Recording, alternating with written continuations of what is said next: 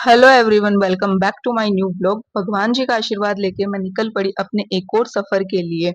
मैं कहाँ जा रही हूँ वो तो मैं आपको फिर कभी बताऊंगी, लेकिन रास्ते में क्या क्या हुआ वो मैं सब आपको बताऊंगी। बस में बैठने के बाद एक आंटी थी पीछे की तरफ, जो है ना फोन पे इतनी जोर जोर से बातें कर रही थी जैसे कि कोई ब्रेकिंग न्यूज चल रही हो। सब उसी आंटी की तरफ देख रहे थे और हंस रहे थे। फिर पीछे एक अंकल भी बैठे थे जो कि जैसे स्पीड ब्रेकर आता तो ऐसे हिल रहे थे जैसे कोई रोलर कोस्टर हिल रहा हो। कभी कभी आपको भी लगता होगा ना कि जीवन होता है वो अपना एक रास्ते के जैसे ही है, कभी इधर मुड़ता है कभी इधर मुड़ता है, कभी उसके अंदर खड्डा आता है। लेकिन जैसे ही रास्ता अपन को एक मंजिल पे पहुंचाता है वैसे जीवन भी अपन को एक अपनी एक मंजिल पे ही लेके जाता है। चलो फाइनली बात करते करते मैं भी आ गई अपनी मंजिल की ओर। मैं सबसे मिली, सबसे पहले मैं अपने जूनियर से मिली थी। बहुत दिनों बाद मिली थी।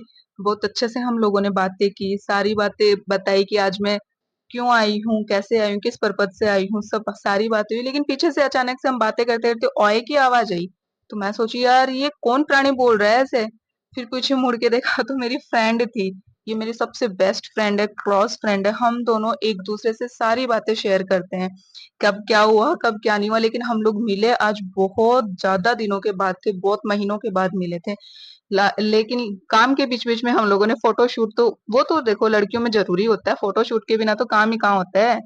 लेकिन हम लोगों ने फोटो शूट करवाया, फिर सारा कुछ करने के बाद में फाइनल प्रोसीजर जो मैं वहां करने गई थी मैंने वो किया। वहां मेरी फ्रेंड है ये, उसकी वजह से मुझे कोई ज्यादा दिक्कत तो नहीं हुई, ज्यादा क्या बिल्कुल भी दिक्कत नहीं हुई। जहाँ फ्रेंड होती है वहां दिक्कत किस बात की। फिर वही बात है कि जब दो लड़कियां मिलती है तो भैया बातें हुए बिना तो नहीं रहती है, आप कुछ भी करो। बातों के लिए टाइम निकल ही जाता है, चाहे काम के लिए टाइम टाइम पे निकलो या नहीं निकलो, लेकिन बातों के लिए टाइम टाइम पे ही निकलता है।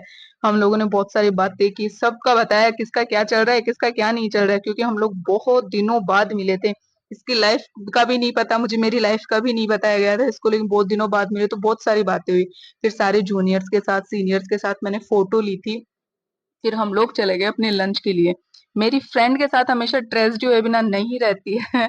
ये मैं फिर कभी बताऊंगी कि क्या क्या होता है इसके साथ। हमेशा का ये इसके साथ, जैसे हम लंच करने बैठे तो हम लोगों की सबकी हंसी निकल पड़ी, क्योंकि इसके पास ना तो प्लेट मिली इसको ना फिर स्पून मिली। फिर भैया से बोल के इनके लिए भी मंगवाया था, भैया मैडम थी जो हमारी ये। फिर ये कभी भी एक पैसा भी खर्च नहीं करती है। इसको जबरदस्ती बोला कि नहीं भैया आज तो खा के ही जाऊंगी आइसक्रीम। जबरदस्ती से पैसे खर्च करवाए और सबके लिए आइसक्रीम ली।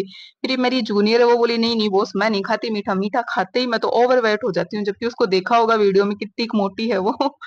लेकिन फिर भी हम लोग सब ने खा लिया। हाँ मैं थोड़ा सा लेकिन वर्ड ज्यादा ही यूज कर रही हूँ।